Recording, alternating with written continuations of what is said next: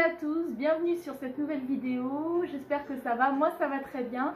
Donc comme vous voyez, je suis décidée à reprendre YouTube, c'est pour ça qu'aujourd'hui je vous fais mon top 10 des vidéos à regarder en confinement pour faire passer le temps.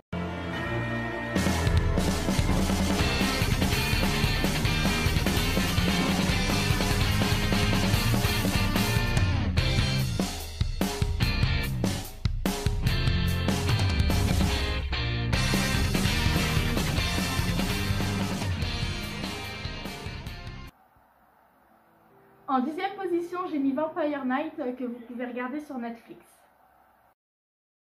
Dans le collège Cross, étudiants humains et vampires cohabitent secrètement.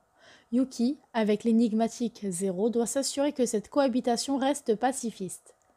La jeune fille souhaite un futur dans lequel hommes et vampires puissent coexister sans se combattre. Une conviction dictée aussi par les sentiments qu'elle éprouve pour le noble Kaname, le chef charismatique des vampires du collège, qui un jour lui a sauvé la vie. Donc c'est un shoujo avec pas mal de retournements de situation, certains moments vraiment plus lents que d'autres, une bonne histoire, de la romance, mais également de l'action, je pense qu'il vaut carrément le coup d'œil. En 9e position, Owari no Seraph. L'histoire suit l'aventure de Yu, un jeune orphelin. Le monde est ravagé par une terrible maladie. Les enfants de moins de 13 ans étant, pour une raison inconnue, immunisés contre le virus, ont survécu. Mais ces derniers ont été réduits en esclavage par des vampires qui sont tout à coup sortis des profondeurs de la terre. Yuichiro et Michael, deux orphelins, servent de garde-manger aux vampires. Ils ont le droit de vivre en échange d'un prélèvement quotidien de leur sang. Après une tentative d'évasion qui se solde par un massacre de ses amis, Yuichiro réussit à s'échapper en laissant pour mort Michael. Arrivé à la surface, Yuichiro apprend que l'humanité n'est pas entièrement décimée et il rejoint les rangs de l'armée démoniaque impériale du Japon qui a pour but d'exterminer les vampires. Donc là, on est toujours avec des humains et des vampires, mais s'ajoute à ça une maladie mortelle.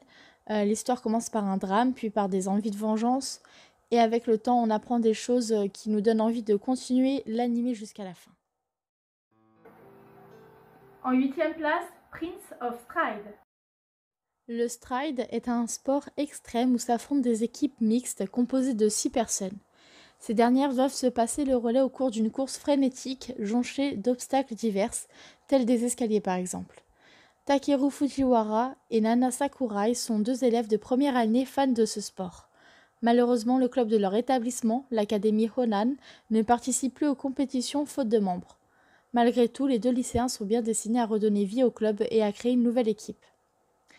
Pour ceux à qui l'école manque, même si j'en doute, j'ai trouvé cet animé divertissant, bien dessiné et je suis facilement rentrée dans l'histoire. Cet animé n'est pas seulement pour les sportifs, moi qui déteste le sport, j'adore les animés de sport. En 7e place, j'ai mis GTO.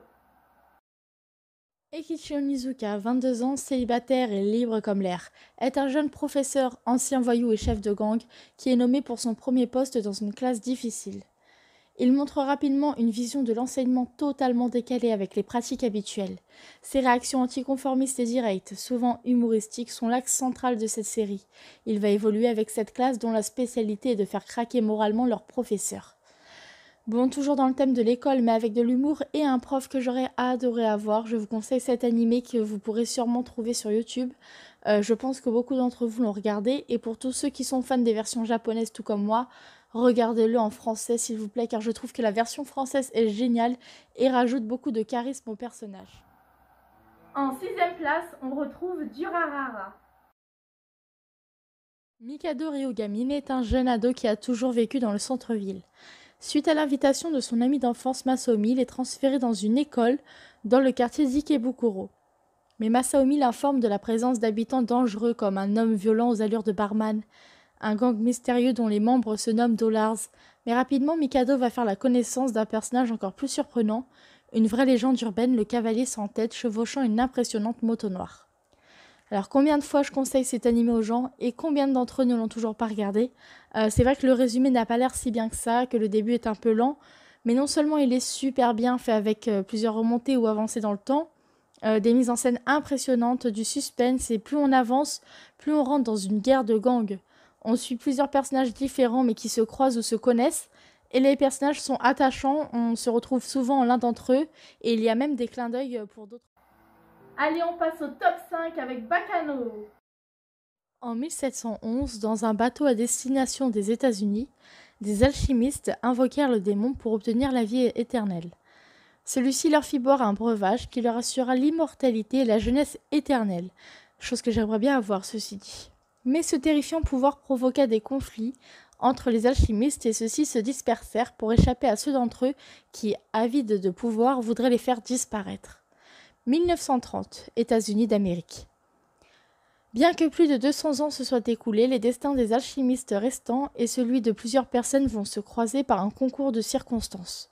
Tous vont se retrouver embarqués dans les affaires mêlant conflits entre différents clans de la mafia, le mystérieux élixir et un couple de voleurs particulièrement excentriques. Donc c'est du même mangaka et auteur que Durarara, mais c'est tout aussi génial, peut-être un peu plus difficile à comprendre à cause de nombreux personnages, ou alors car certaines fois c'est la pagaille, il se passe trop de choses en même temps. Le mystère subsiste jusqu'à la fin et plus vous avancerez dans la série, plus vous aurez envie de voir la suite. L'histoire n'est pas présentée dans l'ordre chronologique, ce qui fait que dès qu'on a une nouvelle information sur les situations, on a beaucoup de surprises. Il y a dans Baccano une maîtrise folle du temps et de l'espace qui propulse certaines de ces séquences au plus haut. En 4e place, Beck. Dans la vie, Yukio Tanaka est ce que l'on pourrait appeler un loser. Être la risée de toute la classe à cause de sa maladresse, être la victime de voyous à qui sa tête ne plaît pas, tout cela fait partie de son quotidien, un quotidien ennuyeux à mourir. Jusqu'au jour où il rencontre un certain Ryusuke Minami et son étrange chien, Beck. Ryusuke, lui, a du succès avec les filles, il est sûr de lui et c'est surtout une bête en guitare. Grâce à lui, Yukio va peu à peu découvrir le monde de la musique, et le monde de la musique va découvrir Yukio. Alors donc là, on change complètement de thème, la qualité des dessins risque de ne pas plaire à tout le monde. Il ne faut pas s'y fier car l'anime est carrément cool. Je sais pas si les épisodes sont toujours sur YouTube, mais je les avais regardés là-dessus. Le début est un peu lent, mais après la rencontre entre les deux personnages principaux, ça devient beaucoup plus intéressant. Cet anime nous fait voyager avec un brin de folie, et on rentre dans un monde qu'on ne connaît pas forcément, qui nous donne envie de faire de la musique et de créer un groupe.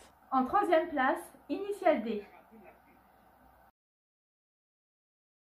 Au début de l'anime Initial D, Takumi est un jeune lycéen de 18 ans que rien ne semble intéresser. Il travaille dans une station-service avec son meilleur ami camarade de classe Itsuki, mais contrairement à lui, il n'éprouve aucun intérêt pour les voitures sportives. Pour Takumi, la voiture est synonyme de corvée car bien avant qu'il n'ait le permis de conduire, depuis qu'il a l'âge de 13 ans, son père, Bunta, l'oblige à se lever tous les jours à 4 heures du matin pour aller faire une livraison de tofu en voiture jusqu'au sommet du mont Akina. Bien entendu, c'est à la fois illégal et irresponsable, mais ça a eu le mérite de permettre à Takumi de devenir progressivement un excellent pilote. Comme il était pressé de se débarrasser de cette corvée pour aller se recoucher, il allait de plus en plus vite tout en faisant attention à ne pas renverser de tofu, ce qui a eu pour conséquence de l'emmener à maîtriser à la fois cette route sinueuse et sa voiture. Les voitures, c'est pas votre truc? Vous inquiétez pas, moi aussi, et pourtant ça n'empêche qu'on rentre à fond dedans.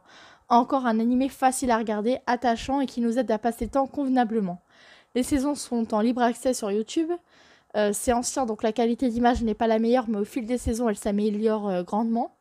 Initial D, c'est une ambiance de ouf, des courses effrénées dynamisées, des voitures qui foncent, prennent des virages de fou. Les pilotes transpirent la pression, usent leurs réflexes comme pas possible. On est dans l'ambiance à chaque course. En 2e position, Yakusoku no Neverland. Emma et ses frères et sœurs, tous orphelins, ont été placés dans un établissement spécialisé lorsqu'ils étaient tout jeunes. Bien que leur liberté soit limitée et que les règles soient parfois un peu strictes, les enfants mènent une vie heureuse et la femme nommée maman qui s'occupe d'eux leur offre tout l'amour qu'une mère pourrait offrir à ses enfants. Mais un soir, après le départ d'une des leurs, Emma et Norman découvrent que les enfants de cet orphelinat sont livrés à des démons avec le consentement de maman. Pour survivre, ils vont devoir faire preuve d'ingéniosité et tenter de s'échapper. Alors au début, je voulais pas trop regarder cet animé. Les personnages principaux me semblaient trop jeunes. Mais au final, on se prend de sentiments pour eux et beaucoup de personnages sont très matures pour leur jeune âge. Les graphismes sont plutôt bons, il y a un mélange de tension psychologique, cruauté et joie de vivre, ce qui est plutôt original. Et en première position, Kiseiju ou Parasite, comme vous voulez. Une nuit, des sphères de la taille de balles de tennis contenant des créatures à l'apparence de serpents tombent en nombre inconnu partout dans le monde. Ils sont programmés pour prendre la place des cerveaux humains. Un de ceux-ci s'attaque à un jeune homme, Shinichi, durant son sommeil en essayant de s'introduire par son oreille mais ne peut l'atteindre, ce dernier ayant gardé ses écouteurs pour la nuit. Réveillé en sursaut alors que le parasite tente de s'introduire par son nez, il essaye de se défendre mais finit par se faire perforer la main droite. Le lycéen prend alors ses écouteurs et les enroule autour de son bras, empêchant le parasite de grimper jusqu'à son cerveau. Ne pouvant quitter son bras, ce dernier fusionne finalement avec sa main droite. Pendant ce temps, d'autres parasites, ayant réussi à prendre possession du cerveau de leur hôte, commencent à se nourrir d'êtres humains, tandis que la créature et Shinichi sont forcés de cohabiter. Le côté sombre, mais également le côté touchant et mature de cet animé m'a beaucoup plu. De l'émotion, de l'horreur, de l'injustice. On a de la compassion pour les humains, mais également pour certains ennemis qui peuvent eux aussi être attachants. Et quand on comprend les choses de leur point de vue, on a par moments envie de... J'espère que vous avez aimé cette vidéo. Si vous avez d'autres animés à me conseiller ou à conseiller aux autres pour faire passer le confinement, n'hésitez pas, dites-le en commentaire. Si vous êtes nouveau, abonnez-vous, comme ça me motive à faire encore plus de vidéos. Et je vous souhaite de passer une bonne soirée.